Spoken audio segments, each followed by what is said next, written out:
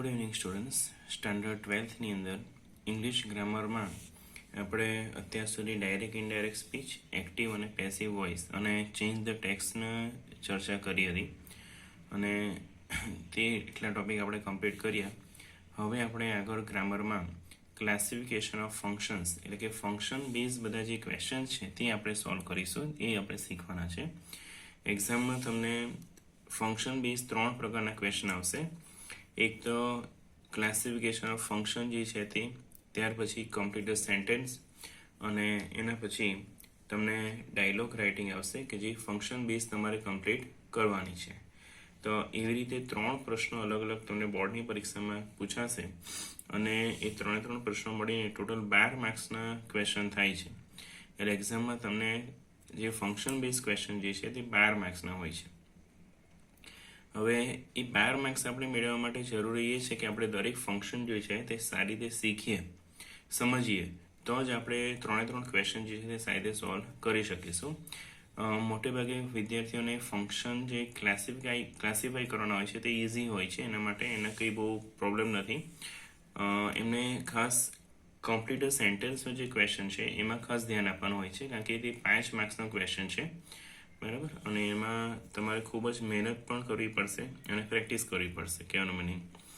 તો પહેલાં આપણે ક્લાસિફિકેશન ઓફ ફંક્શનનો ટોપિક સ્ટાર્ટ કરીએ એ પહેલાં તમારે જેટલા પણ ફંક્શન્સ જે છે મેઇન તે બધા જ ફંક્શન આપણે શીખવાના છે કે ભાઈ દરેક ફંક્શનમાં શું આવે છે, એના ઓળખ શબ્દો કયા હોય છે, એમાં કયા પ્રકારના વાક્યો આવે છે. તો તમે એ ફંક્શનને થોડાક યાદ રાખો તો તમે એના આધારે તમે ક્વેશ્ચન જે છે તે સોલ્વ કરી શકો, બરાબર. તો આપણે સ્ટાર્ટ કરીએ. અલગ અલગ ફંક્શન જે છે એના વિશે આપણે સમજીએ. જો પહેલું જે ફંક્શન છે કે શોઈંગ ઓર એક્સપ્રેસિંગ રિઝલ્ટ, એટલે એડવર્બ ક્લોઝ ઓફ રિઝલ્ટ. હવે આને શોઈંગ એટલે દર્શાવવું થાય, એક્સપ્રેસિંગ એટલે વ્યક્ત કરવું થાય, બરાબર. એટલે પરિણામ દર્શાવવું કે વ્યક્ત કરવું. તો આ ફંક્શનનો ઉપયોગ ક્યારે થાય કે જ્યારે કોઈ ઘટનાનો પરિણામ દર્શાવવું હોય કે કોઈ બાબતનું પરિણામ રજૂ કરવાનું હોય ત્યારે આ ફંક્શનનો ઉપયોગ થાય છે, બરાબર. મીન્સ કે રિઝલ્ટ દર્શાવવા, કંઈ પણ પરિણામ દર્શાવવાનું હોય ત્યારે. હવે અહીંયા ઓળખ શબ્દો એના જે છે તે કયા છે કે ભાઈ એવા મીન્સ કે એની અંદર કયા શબ્દો આવી શકે કે ભાઈ સો, ધેર ફોર, બરાબર. એટલે શું થાય? તેથી. ટુ નો ઉપયોગ થઈ શકે, ઇનફ ટુ નો ઉપયોગ થઈ શકે, સો ડેટ કાં તો સચ ડેટ. હવે અહીંયા ક્લાસિફિકેશનની અંદર તો તમારે શબ્દો થોડા ધ્યાનમાં રાખવાના છે, પરંતુ કમ્પ્લીટ સેન્ટેન્સનો જે ક્વેશ્ચન છે એની અંદર તમારે એમાં કયા શબ્દોનો ઉપયોગ કરવાનો છે એ તમારે યાદ રાખવાનો છે, બરાબર. તો જો અહીંયા થોડા એના એક્ઝામ્પલ જોઈ લે તમને ખ્યાલ આવે કે Maya was ill for many days so he was hospitalise, બરાબર. કે ભાઈ માયા જે હતી તે ઘણા દિવસો સુધી બીમાર હતી, તેથી તેને હોસ્પિટલાઇઝ કરવામાં આવી. પછી જુઓ, this dress is too costly for me to buy, કે આ ડ્રેસ મારા માટે ખૂબ જ મોંઘો છે કે જે હું ખરીદી શકું. મીન્સ કે એટલો બધો મોંઘો છે તે હું ખરીદી શકું તેમ નથી. આ ટુની વાક્યરચના કહેવાય. આ ટુની જે વાક્યરચના હોય છે એની અંદર શું ખાસ છે કે ટુ પછી હંમેશા તરત જ વિશેષણ લખાશે, બરાબર. ટુ પછી તરત જ વિશેષણ લખાય અને પછી ક્રિયાપદનું ટુ પ્લસ મૂળ રૂપ જ આવે છે આની અંદર. ઓકે, આ ખાસ યાદ રાખજો. અને આ વાક્ય ભલે હકારાત્મક હોય પણ એનો અર્થ નેગેટિવમાં થાય છે. કેવી રીતે? જો ફરીથી કે this dress is too costly for me to buy, એટલે કે હું ખરીદી શકું તે માટે આ ડ્રેસ ખૂબ જ મોંઘો છે. આનું ટ્રાન્સલેશન આ થાય, પણ એનો અર્થ શું થાય કે ભાઈ આ ડ્રેસ એટલો બધો મોંઘો છે કે હું ખરીદી શકું તેમ નથી, બરાબર. પછી એવી જ રીતે ઇનફનો ઉપયોગ થાય છે કે Raveena is bold enough to answer anybody, કે ભાઈ રવિના એટલી તો બહાદુર છે કે તે કોઈને પણ કંઈ પણ જવાબ આપી શકે. તો અહીંયા ટુ જે છે તે નેગેટિવિટી દર્શાવે છે, જ્યારે ઇનફ જે છે તે પોઝિટિવિટી દર્શાવે છે. આની અંદર હકારાત્મક અર્થ થશે. અને બેવમાં ફરક શું છે જો બરાબર ધ્યાન આપજો કે ટુ પછી તરત વિશેષણ આવે છે, જ્યારે ઇનફવાળા વાક્યમાં વિશેષણ આપણે પહેલાં લખીશું. એટલે પહેલાં વિશેષણ અને પછી ઇનફ આવશે, બરાબર. અને પછી ટુ પ્લસ મૂળરૂપ. એટલે જો Raveena is bold enough to answer anybody, કે ભાઈ રવિના એટલી તો બહાદુર છે કે તે કોઈને પણ જવાબ આપી શકે. પછી જુઓ, they are so lazy that they will not follow you, કે તેઓ એટલા આળસુ છે કે તેઓ તમને ફોલો કરશે નહીં. બરાબર. તો જો હવે અહીંયા સો ડેટની વાક્યરચના છે. હવે સો ડેટની વાક્યરચના હકારાત્મક પણ હોઈ શકે, અહીંયા નકારાત્મક પણ હોઈ શકે, પણ એમાં મેઇન ખાસિયત એની શું હશે કે સો પછી તરત વિશેષણ આવશે અને પછી ડેટ હશે કે they are so lazy that they will not follow you. હવે અહીંયા ધારો કે અહીંયા વિલ નોટ લખ્યું છે, અહીંયા કેન નોટ પણ આવી શકે કોઈ વાક્ય એવું હોય તો. બરાબર. જેવા જેવા વાક્ય એ પ્રમાણે અલગ અલગ શબ્દનો ઉપયોગ થઈ શકે. અને હકારાત્મક અર્થ હોય તો એ પણ આવી શકે. ધારો કે આ જ રવિના વાળું વાક્ય છે, એને આપણે આમાં કન્વર્ટ કરીએ તો વાક્ય કેવું બને કે Raveena is so bold that she can answer anybody. બરાબર. આ રીતે એનો આન્સર થઈ શકે. બરાબર. શું બને વાક્ય કે Raveena is so bold that she can answer anybody. પછી જો Disney Walts was such a complex man that nobody understood his actions. કે ડિઝની વોલ્ટ જે હતા તે એટલા બધા કોમ્પ્લેક્સ વ્યક્તિ હતા, એટલા જટિલ વ્યક્તિ હતા કે એમને કોઈ પણ સમજી શકતું ન હતું. બરાબર. એટલે આ રીતે તમારે રિઝલ્ટની અંદર મીન્સ કે એક્સપ્રેસિંગ કે શોઈંગ રિઝલ્ટમાં સો, ધેરફોર, ટુ કે ઇનફ કાં તો સો ડેટ કે સચ ડેટનો ઉપયોગ થાય છે. બરાબર. તો એ તમારે ધ્યાનમાં રાખવાનું છે. અને ખરેખર આ ટોપિક તમને ક્યારે કમ્પ્લીટલી એમ ખ્યાલ આવશે કે તમે જાતે એને પ્રેક્ટિકલ કરશો, જાતે શીખશો ત્યારે. પછી જો આપણે બીજો ટોપિક જોઈએ, બીજું જે ફંક્શન છે તે talking about people, place or thing in relation to something. બરાબર. Talking about people, place or thing કે કોઈ લોકો વિશે, કોઈ જગ્યા વિશે કાં તો કોઈ વસ્તુ વિશે વાત કરવી ઇન રિલેશન ટુ સમથિંગ, બીજી કોઈ બાબત સાથેના સંબંધમાં. એટલે એને રિલેટિવ ક્લોઝ કહેવાય. લોકો, સ્થળ વિશે વાત કરવા તો વસ્તુને કોઈ બાબત સાથેના સંબંધમાં, સંબંધક ઉપવાક્ય. હવે જો જ્યારે કોઈ વ્યક્તિ, કોઈ સ્થળ કે વસ્તુને કોઈ ચોક્કસ બાબત સાથેના સંબંધમાં રજૂ કરવાનું હોય ત્યારે આ ફંક્શનનો ઉપયોગ થાય છે. બરાબર. કે જ્યારે કોઈ વ્યક્તિ, સ્થળ કે વસ્તુને કોઈ ચોક્કસ બાબત સાથેના સંબંધ સાથે રજૂ કરવાનો હોય ત્યારે આ ફંક્શનનો ઉપયોગ થાય છે.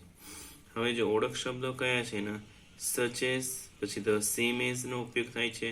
સચ એઝ અને સેમ એઝ વચ્ચે શું ફરક છે કે સચ એઝ એટલે એના જેવું. બરાબર. એના જેવું, એનું એ જ નહીં. જ્યારે સેમ એઝ એટલે એ જ વસ્તુ. બરાબર. આપણે ધારો કે સચ એઝ અને સેમ એઝ હજી થોડું વ્યવસ્થિત સમજીએ તો માની લો કે કોઈ માની લો એક્ટિવાની વાત કરે છે તો ભાઈ એના જેવી જ એક્ટિવા તો એ સચ એઝ. બરાબર. એના જેવું જેવું કેવું હોય ત્યારે સચ એઝનો ઉપયોગ થાય. પણ એની એ જ વસ્તુ કે હા ભાઈ એ જ વ્હીકલ છે, એનો ગાડીનો નંબર પણ એ છે, એનું મોડલ પણ એ છે, એ જ વસ્તુની વાત કરવાની હોય તો એના માટે સેમ એઝનો ઉપયોગ થાય. ઓકે. પછી ઓલમોસ્ટ ધ સેમ, પછી like, અલાઇક, unlike, similar two, differs કે ડિફર ફ્રોમ જેવા શબ્દોનો ઉપયોગ થાય છે. જો આપણે થોડા વાક્ય જોઈએ એટલે ખબર પડે. અનલાઇક નાના, નાની gets up early very morning. એટલે કે નાનાની જેમ નહીં, પણ નાની સવારે વહેલા ઉઠી જતા હતા. પછી જુઓ like Gandhiji, Sardar Patel believed in non violence. હવે જો અહીંયા લાઇક આપ્યું છે એટલે એમની જેમ કે ગાંધીજીની જેમ સરદાર પટેલ નોન વાયલન્સ એટલે કે અહિંસામાં માનતા હતા. પછી અવર વ્યૂઝ આર ક્વાઇટ અલાઇક. બરાબર. અવર વ્યૂઝ આર ક્વાઇટ અલાઇક એટલે કે આપણા વિચારો જે છે તે તદ્દન સરખા છે. પછી જુઓ ચોથું વાક્ય both the friends are given almost the same dresses to wear. Both the friends are given, બંને ફ્રેન્ડ્સને લગભગ એક જેવા જ ડ્રેસ પહેરવા માટે આપવામાં આવ્યા. This movie of Amitabh is similar to that of Akshay Kumar's. એટલે કે અમિતાભનું જે આ મૂવી છે તે અક્ષય કુમારના એ ફિલ્મ જેવું જ છે, એના સિમિલર એટલે એના જેવું જ એમ. આ બધા અલગ અલગ શબ્દોનો ઉપયોગ થાય છે. Mister Mehta's personality is quite different from Mr. Bhatt's. એટલે મિસ્ટર મહેતાની જે પર્સનાલિટી છે તે મિસ્ટર ભટ્ટની પર્સનાલિટી કરતાં એકદમ અલગ છે. પછી જુઓ Narendra મોદી's thinking differs from Rahul ગાંધી's view. કે નરેન્દ્ર મોદીના જે વિચારો છે તે રાહુલ ગાંધીના વિચારોથી એકદમ અલગ છે. Mister Shah's social interest are the same as Mr. Bhatt's. કે મિસ્ટર શાહના જે સામાજિક રસ છે તેના જેવા જ રસ કોના છે મિસ્ટર ભટ્ટના. એટલે કે ધ સેમ એઝ એટલે કે એના જેવું જ. પછી જો હવે આ વાક્ય ખાસ સમજો, I bought the same pen as you are told me, એટલે તમે મને કહી હતી તે જ પેન મેં ખરીદી, બરાબર. I bought the same pen.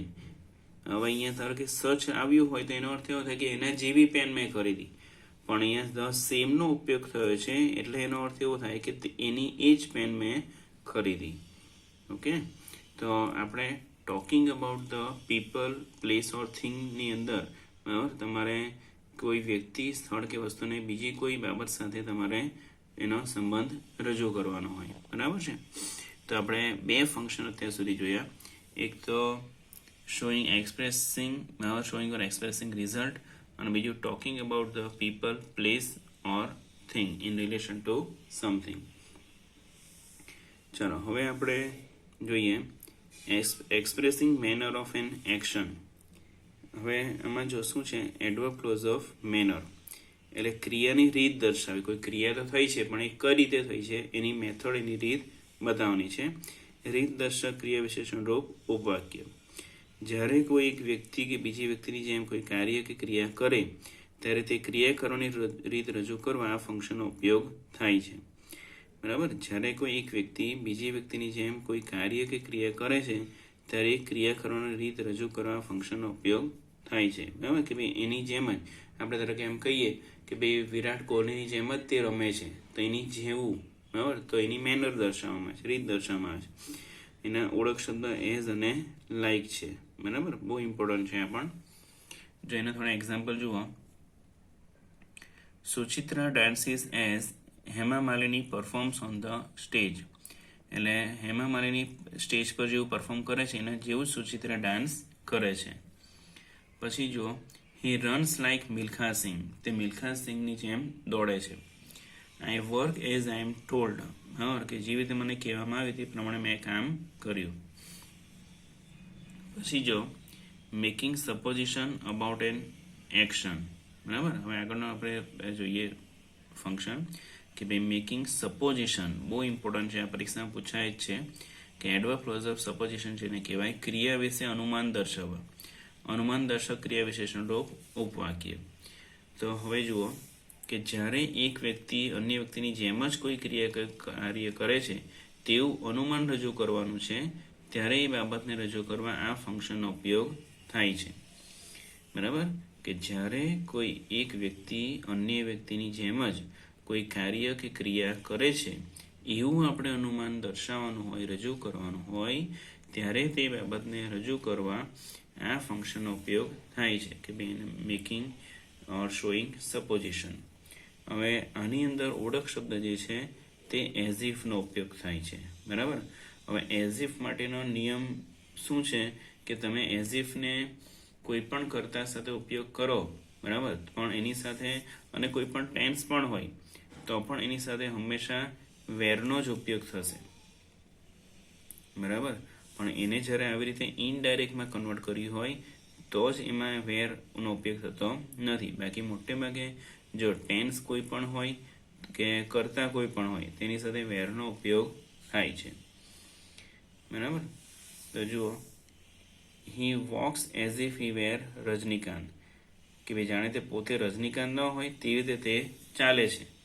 હવે અહીંયા આપણે જે મેનર વાળું જોયું એની અંદર કેવું હતું કે એની જેમ એ કામ કરે છે, બરાબર, એના જેવું, એની રીતે. પણ અહીંયા સપોઝિશનમાં કેવું છે કે એ વ્યક્તિ પોતે બીજા વ્યક્તિને માને છે. હવે અહીંયા ધારો કે એઝ ઇફની જગ્યાએ એકલું એઝ હોય તો એનો અર્થ શું નીકળે કે એની જેમ તે કામ કરે છે. પરંતુ એઝ ઇફ જ્યારે લખાય છે ત્યારે એનો અર્થ શું નીકળે છે કે એ પોતે રજનીકાંત હોય તેવી રીતે તે ચાલે છે. ઓકે,